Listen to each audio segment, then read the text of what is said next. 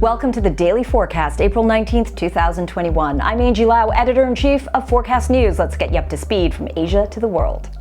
Well, Beijing seems to be softening its stance on blockchain-based digital assets after its 2017 ban on virtual currency trading.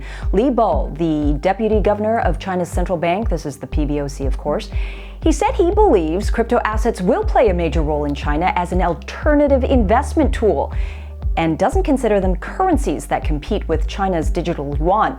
He spoke yesterday during the Bao Forum for Asia, an annual conference seen by some as China's answer to the annual World Economic Forum. Now, stable coins were also in focus, examples like Tether and Paxos. Li said that if they have ambitions to become widely used payment tools, well, they will be subject to even stronger regulation in China than Bitcoin. Reaction from the Chinese public on social media platform Weibo has mostly been positive.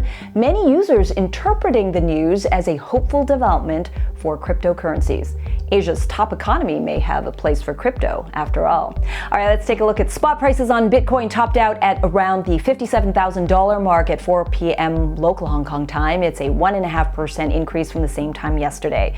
And taking a look at the top 10 in crypto, and an upbeat mood has swung around to end the drop-off we saw over the weekend.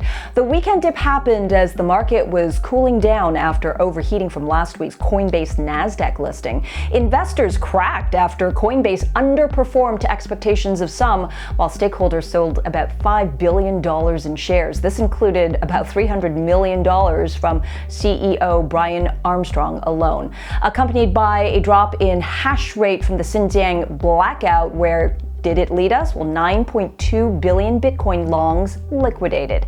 But many exchanges in Asia here have recovered. Some, like Hong Kong-based AAX, recorded double the volume of long positions placed on Bitcoin. We are seeing a lot of pending approvals of fiat deposit today. So people are actually taking cash, wanting to get in and buy Bitcoin. The volume today is actually around 1.5 times of our average fiat deposit.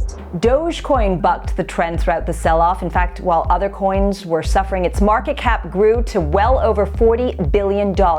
Now, if it were a publicly traded company, Dogecoin is now worth more than eBay.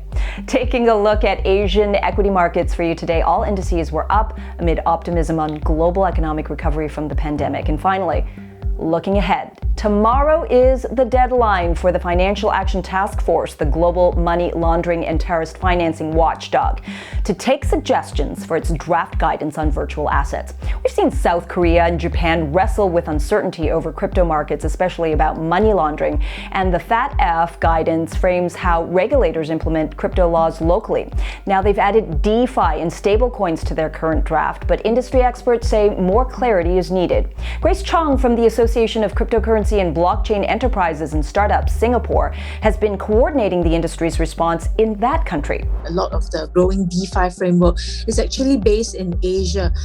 So as a result, I think quite a lot of the entities would be quite concerned about the recommendations in relation to DeFi, as well as some of the comments by FATF that services should be denied to unhosted wallets if the relevant recommendations cannot be implemented. FATF is expected to make further amendments at its upcoming June meeting. And that's our daily forecast from our vantage point right here in Asia. I'm Forecast Editor-in-Chief Angie Lau. Until the next time.